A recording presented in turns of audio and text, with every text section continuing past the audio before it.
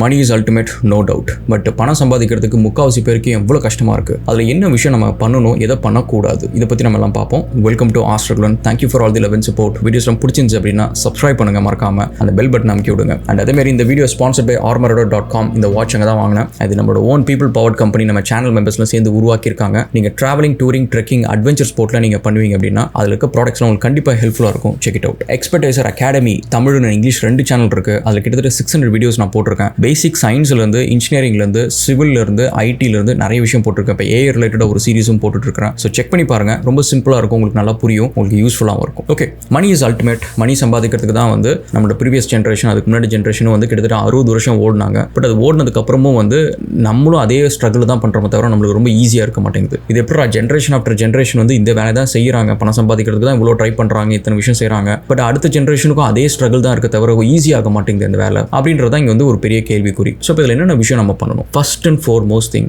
பணம் சம்பாதிக்கணும் அப்படின்னு இருக்கிறப்ப வந்து நம்ம எதுக்காக எவ்வளோ அப்படின்ற ஒரு கேள்வி இருக்குது பார்த்தீங்களா? அந்த இடத்துல தான் நம்ம ஃபண்டமெண்டலாக ஃபர்ஸ்ட் பண்ணுற தப்பு. அதாவது இன்னைக்கு இந்த மாதம் வந்து எனக்கு வாடகை கொடுக்கணும், 10,000 ரூபாய் எனக்கு தேவை அப்படின்ட்டு அந்த டென்ஷன் என் மைண்டில் இருந்துச்சு அப்படின்னா 10,000 ரூபாய் எப்படி சம்பாதிக்கிறது அப்படின்னு தான் நான் யோசிப்பேன். ஸோ அப்போ அந்த 10,000 ரூபாய் சம்பாதிக்கிற இடத்துல தான் நான் போய் நிற்பேன். என்னை சுற்றி இருக்கிறவங்களும் 10,000 ரூபாய் சம்பாதிக்கிறவங்களா தான் இருப்பாங்க. ஸோ அப்போ அந்த இடத்துல இருந்துட்டு நான் 1 கோடி ரூபாய் சம்பாதிக்க முடியாது. ஸோ அப்போ என்ன பண்ணணும் அப்படின்னா, என்னோட லைஃப் ஸ்டைல் நான் அப்கிரேட் பண்ணுறப்ப, எனக்கு காசு வரப்ப, எனக்கு ஒரு சம்பளம், ஏதோ ஒரு சேவிங்ஸ் இருக்கிறப்ப அதை எடுத்து என் லைஃப் ஸ்டைல் அப்கிரேட் பண்ணணும். புதுசாக வந்து டிவி வாங்கணும், ஃபோன் வாங்கணும், கார் வாங்கணும், பைக் வாங்கணுன்றதுக்கு பதிலாக ஒரு 6 மந்த்ஸ் எக்ஸ்பென்ஸை எப்போவுமே பேக்கப்பாக வச்சுக்கோங்க. ஸோ தட் அந்த மந்த் நீங்கள் உட்காந்து இப்போ யோசிக்கிறப்ப இந்த மாதம் வாடகை கட்டணுன்ட்டு உங்களுக்கு கவலையே இருக்காது. இந்த மாதம் வந்து எனக்கு இஎம்ஐ கட்டணும்னு இருக்காது. ஏன்னா அந்த பணம் எல்லாம் 6 மந்த்ஸ் எக்ஸ்பென்ஸ் உங்கள்கிட்ட இருக்குது. அப்போ மைண்ட் என்னத்தை யோசிக்கும் அப்படின்னா, சரி 1 crore பண்ணுறதுக்கு என்ன பிஸ்னஸ் பண்ணணும், நான் யாரை போய் மீட் பண்ணணும், நான் பிஎன்எல்ல ஜாயின் பண்ணலாம், இந்த நெட்வொர்க்கிங் குரூப்பை போகலாம், ஒரு ஸ்டார்ட் அப் கம்பெனி ஃபவுண்டர் கிட்ட போய் பேசலாம் அப்படின்னு சொல்லிட்டு நீங்கள் லிங்க்டினை போய் ஓப்பன் பண்ணுவீங்க. இங்கெல்லாம் போய் தேட ஆரம்பிப்பீங்க. ஆப்பர்ச்சுனிட்டிஸ் உங்கள் கண்ணுக்கு முன்னாடி தெரிய ஆரம்பிக்கும். நீங்கள் வளருவீங்க. So that's first thing. And second வந்து உங்களோட வாலெட்லையோ, உங்கள் வீட்டோட ட்ராயர்லையோ, ஆஃபீஸ் செல்ஃப்லையோ ஏதோ ஒரு இடத்துல வந்து கொஞ்சம் பணம் வச்சுக்கோங்க.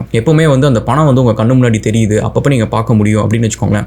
It changes your perspective. For example நான் சொல்கிறேன், நீங்கள் வந்து ஃபோனில் வந்து எப்போ பார்த்தாலும் வந்து ஸ்க்ரால் பண்ணி நிறைய டூம் ஸ்க்ராலிங் பண்ணுறீங்க, நிறைய டைம் வேஸ்ட் பண்ணுறீங்க அப்படின்னா அந்த பணத்தை நீங்கள் ஒரு நாள் வந்து அந்த டெஸ்க்கு முன்னாடி கொஞ்சம் கத்தையாக ஒரு பணத்தை வச்சு பாருங்க.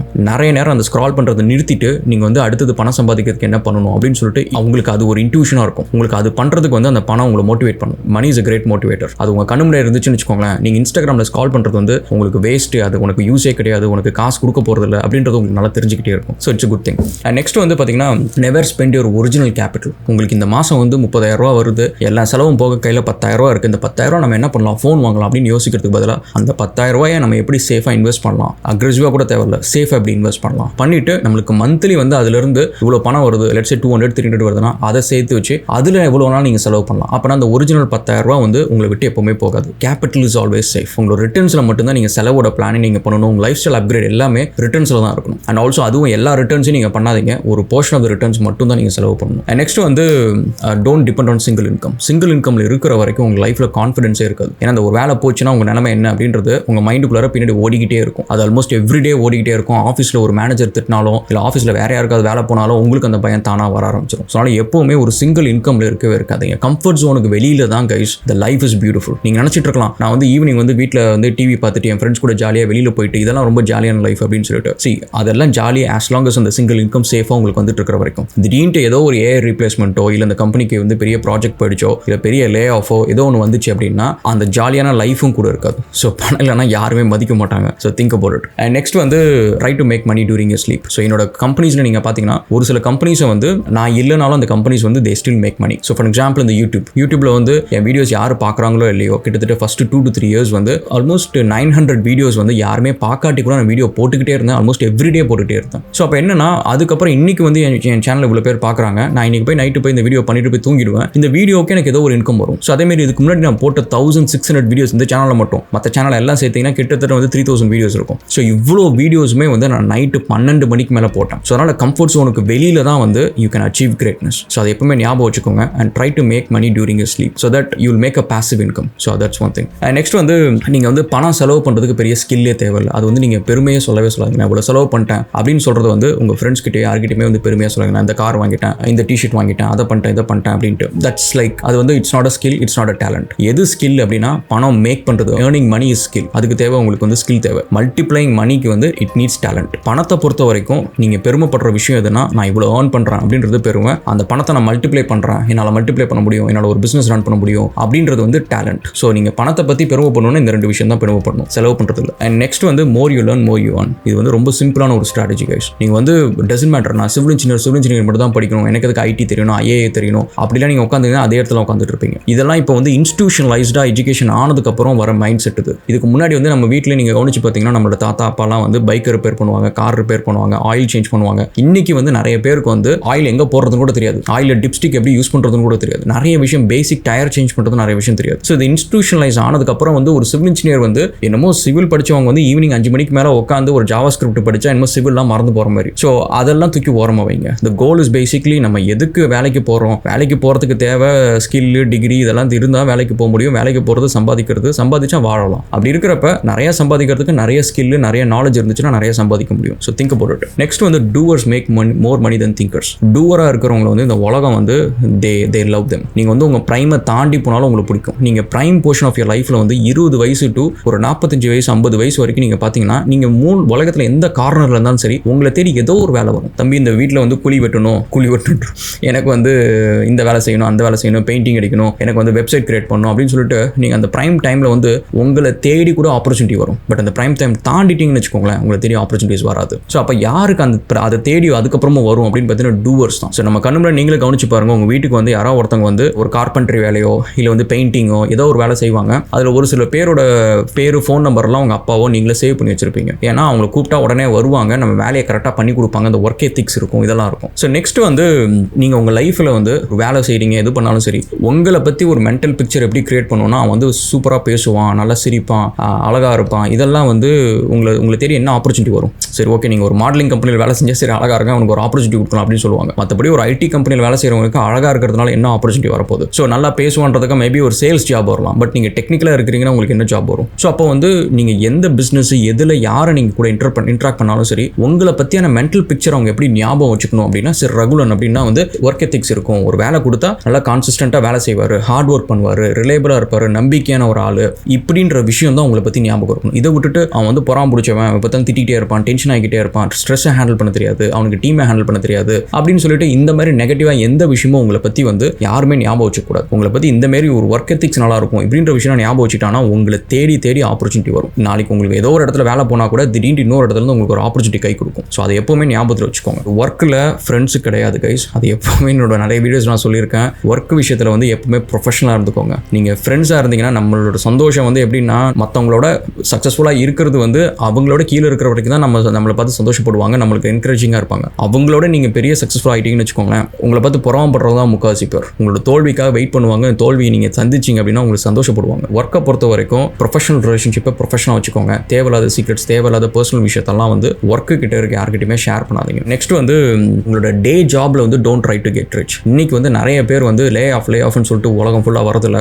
யாரை ஃபர்ஸ்ட் வந்து லே ஆஃப் பண்ணுவாங்க அப்படின்னு பார்த்தீங்கன்னா அந்த கம்பெனிக்கு அதிகமாக யார் வந்து சம்பளம் வாங்குறாங்களோ அவங்க தான் அந்த லிஸ்ட்டில் இருப்பாங்க. Talent is replaceable guys. நான் எவ்வளோ தான் பெரிய ஜாவா டெவலப்பர் இருந்தாலும் சரி இன்னொரு ஜாவா டெவலப்பர் 2 years எக்ஸ்பீரியன்ஸில் இருக்கிறவனை வந்து ட்ரெயின் பண்ணி என்னோட வேலையை செய்ய வைக்க முடியும். ஸோ அதனால் வந்து ஐ எம் ரீப்ளேசபிள், அதை ஞாபகத்தில் வச்சுக்கோங்க. ஸோ இன்னைக்கு நான் வந்து 20 lakhs per annum வாங்குறேன், நான் அடுத்த வருஷம் வந்து 30 lakhs per annum, இப்படி நீங்கள் போயிட்டே இருக்க முடியாது. என்னைக்கோ ஒரு நாள் வந்து டப்புன்னு கட் பண்ணி அமைச்சிருவாங்க, அடுத்த வேலை கிடைக்கிறது ரொம்ப கஷ்டமாயிடும். ஸோ அதனால் வேலையில் வந்து don't try to get rich. உங்கள் கம்பெனி வந்து உங்களை வச்சு பணம் டபுள் அமௌண்ட் பண்ணுதா, நான் பில்லபிளாக இருக்கேன் அப்படின்றத எப்பவுமே காஷியஸாக வச்சுக்கோங்க. நான் என் கம்பெனி டிசிஎஸ், விப்ரோ இதில் வந்து லட்சக்கணக்கான பேர் வேலை செய்கிறாங்க, நானும் ஒருத்தனாக இருக்கிறேன், நான் பாட்டுக்கும் போயிட்டு வந்துட்டு இருக்கிறேன், வேலையை இல்லைனாலும் பரவாயில்ல ஜாலி அப்படின்ட்டு இருந்தீங்கன்னா என்னைக்கோ ஒரு நாள் கண்டுபிடிச்சி இது என்ன எக்ஸ்பென்ஸாக இருக்குது இந்த கம்பெனியில் அப்படின்னு கட் பண்ணி விட்ருவாங்க. ஸோ அதனால் வந்து நீங்கள் பில்லபிளாக இருக்கீங்களா அப்படின்றத செக் பண்ணிக்கோங்க. நான் பணக்காரன் ஆகணும் உங்களுக்கு ஆசை இருந்துச்சு அப்படின்னா அந்த வேலையை வச்சு நான் பணக்காரன் ஆகணும்னு நினைக்காதீங்க. என்னைக்கோ ஒரு நாள் வந்து பெரிய லோன் வாங்கிட்டு வேலை திடீர்னு போச்சு அப்படின்னா கையில் இருக்கிறது எல்லாம் போயிடும். ஸோ அதனால் பணக்காரன் ஆகணும்னா அது 5 மணிக்கு மேலே தான். அது வந்து உங்களோட ஓன் பிஸ்னஸோ உங்களோட ஓன் உழைப்பில் நீங்கள் ஏதோ ஒரு விஷயம் பண்ணுறது மட்டும்தான் உங்களுக்கு பணக்காரனாக ஆக்கும்.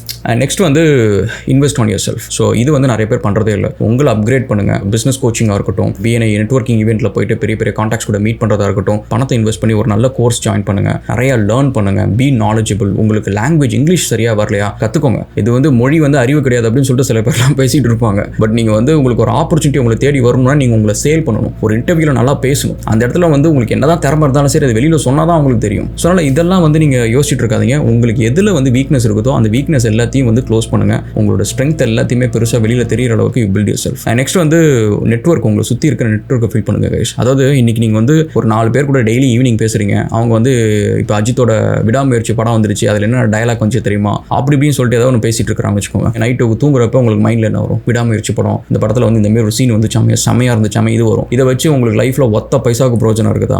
அதுவே வந்து உங்களை சுற்றி அன்றைக்கி 4 பேர் இருந்திருக்கிறாங்க. ஒருத்தர் வந்து ஹாஸ்பிட்டல் ஆரம்பிக்கலான் இருக்கேன் அப்படின்றாரு, இன்னொருத்தர் வந்து நான் ஒரு ஃபார்ம் ஆரம்பிக்கலான் இருக்கேன், நான் நியூசிலாண்ட்லேருந்து மில்க் இம்போர்ட் பண்ணலான் இருக்கேன், ஏதோ ஒன்று. ஸோ இந்த மாதிரி வந்து ஏதோ ஒரு பிஸ்னஸ் சின்னதாக பண்ணுறவங்க அவங்க பொழுதுனிக்கு இந்த மாதிரி பிஸ்னஸ் பற்றி பேசுகிறாங்க, அவங்க பிஸ்னஸில் சந்திச்ச பிரச்சனைகளை பற்றி பேசுகிறாங்க அப்படின்னா உங்கள் மைண்டுக்குள்ளே என்ன ஓடும்? ஸோ நீங்கள் அடுத்த நாள் நீங்கள் போய் சொல்லலாம், இல்லை நீங்கள் ஆக்சுவலி அந்த ஐடியா நீங்கள் சொன்னீங்க, எனக்கு ஆக்சுவலி இன்ட்ரெஸ்டாக இருக்குது, நம்ம 2 பேரும் போய் பார்க்கலாம், அதுக்கு எவ்வளோ இன்வெஸ்ட்மெண்ட்னு சொல்லி கேட்கலாம், நம்ம ஒரு டீலர்ஷிப் எடுக்கலாம், ஏதாவது ஒன்று நீங்கள் வந்து அது விஷயமா யோசிக்க ஆரம்பிப்பீங்க. உங்கள் தாட்ஸ் மைண்டுக்குள்ளே என்ன இருக்குதோ அதுதான் உங்களுக்கு கனவாக வரும். கனவு தான் நோக்கி தான் நீங்கள் ஓட ஆரம்பிப்பீங்க. So think about it. Next வந்து உங்களுக்கு லாட்ரி கிடைச்சா உங்கள் லைஃபை சேஞ்ச் பண்ணணும்னு நம்புறீங்களா இல்லையா? உங்களுக்கு வந்து 1 கோடி ரூபா லாட்ரி கிடைச்சா உங்களுக்கு லைஃப் சேஞ்ச் ஆகும்ல. ஸோ அது மாதிரி தான் நம்மளுக்கு கிட்டக்க வர ஆப்பர்ச்சுனிட்டி எல்லாமே பெருசோ சின்னதோ அந்த ஆப்பர்ச்சுனிட்டி வந்து can be a lottery to change your life. So அதனால் உங்கள் கிட்டக்க எந்த ஒரு ஆப்பர்ச்சுனிட்டி இருந்தாலும் சரி, இது சின்னது தானே அப்படின்னு சொல்லிட்டு உதாசீனப்படுத்தாதீங்க, இது எனக்கு தெரியாது அப்படின்னு நினைக்காதீங்க. எந்த ஆப்பர்ச்சுனிட்டி இருந்தாலும் முடிஞ்ச வரைக்கும் அந்த எடுத்து டெலிவர் பண்ண பாருங்க. சின்னதோ பெருசோ, தெரியுதோ தெரியலையோ, அதை நம்மளால பண்ண முடியும் அப்படின்னா ஒரு கம்ஃபர்ட் ஜோன்லேருந்து வெளியில் வந்து எஃபர்ட்டை போட்டு அதை டெலிவர் பண்ண பாருங்க. அப்போ தான் உங்களை தேடி நிறைய ஆப்பர்ச்சுனிட்டிஸ் வர ஆரம்பிக்கும். ஏன்னா எந்த ஆப்பர்ச்சுனிட்டி வந்தாலும் நீங்கள் எடுத்து பண்ணுவீங்க அப்படின்னு தெரிஞ்சாலே உங்களை தேடி ஆப்பர்ச்சுனிட்டிஸ் வர ஆரம்பிக்கும். நெக்ஸ்ட் வந்து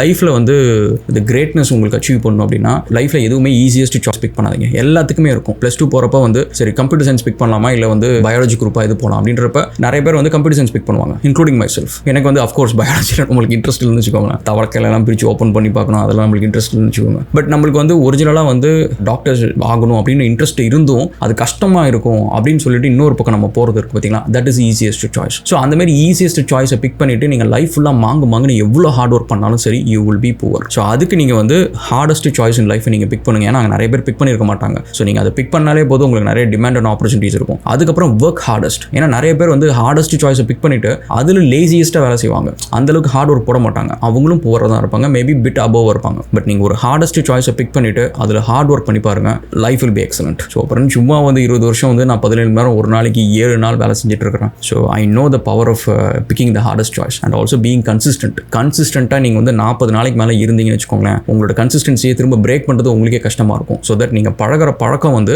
நல்லது அப்படின்னா 40 நாள் கண்டினியூஸாக செஞ்சு பாருங்கள், அது உங்களுக்கு நல்லதாயிடும். ஜிம்முக்கு போகிறதா இருக்கட்டும், இல்லை வந்து ஒரு வேலையை கரெக்டாக செய்கிறதா இருக்கட்டும், ஆன் டைமுக்கு ஆஃபீஸ் போகிறதா இருக்கட்டும், இந்த மாதிரி விஷயம்லாம். அதுவே வந்து நீங்கள் தண்ணி தம் ஏதோ ஒன்று பண்ணுறீங்க அப்படின்னா அது நீங்கள் கண்டினியூஸாக 40 நாள், ஈவன் கேம்ஸ் விளாட்றது கூட 40 நாள் கண்டினியூஸாக செஞ்சிங்கன்னா அதுக்கப்புறம் ஒன்று நிறுத்த முடியாது. ஸோ இந்த லாட்ரிலாம் நிறைய பேர் பணத்தை விட்டுறதுக்கான ரீசன் என்னன்னா, சும்மா விளையாட்டுக்கான ஆரம்பிக்கிறது வந்து கண்டினியூஸாக 1 மாதத்துக்கு மேலே செஞ்சதுக்கப்புறம் அவங்களால நிறுத்தவே முடியாது, அவங்க ரொம்ப அடிக்ட் ஆகிடுவாங்க. So think about it. Next வந்து மணியை பற்றி கேவலமாக பேசாதீங்க. பணம் சம்பாதிக்கிறது வந்து பணத்தாசை பிடிச்சவன், பணம் பேராசை பிடிச்சவன், பணம் வந்துச்சுன்னா நிம்மதி போயிடும், இதெல்லாம் ரொம்ப புல்ஷிட்டான டாக். நீங்கள் வந்து கவனிச்சு பார்த்தீங்கன்னா ஒரு ட்ரெயின் ஸ்டேஷனில் வந்து அவ்வளோ கூட்டத்தில் நசுங்கிறவங்களை விட வந்து அம்பானி, பில்கேட்ஸ்லாம் காலங்கத்தில் பொறுமையாக எழுந்திரிச்சு ரொம்ப ஹாப்பியாக தான் இருப்பாங்க. பணம் நிறையா இருக்கிறவங்க வந்து ரொம்ப நாள் வாழ்வாங்க அண்ட் அவங்க ஃபேமிலி மெம்பர்ஸ்லாம் அவங்க கூட இருப்பாங்க, எல்லாம் ஹாப்பியாக இருப்பாங்க, அவங்களுக்கு பண கஷ்டம் இருக்காது, ஹெல்த் ப்ராப்ளம்ஸ் இருக்காது, ஸ்ட்ரெஸ் இருக்காது, they live a very happy life. இந்த நரேஷனை உங்கள் மைண்டுக்குள்ளே திரும்ப ஓட்டிக்கோங்க. நீங்கள் உங்களை வந்து சாட்டிஸ்ஃபை பண்ணுறதுக்காக வந்து பணம் இருந்தால் நிம்மதி போய்டும், பணம் இருந்தால் ஓவர் ஸ்ட்ரெஸ் அப்போல்லாம் சொல்லாதீங்க.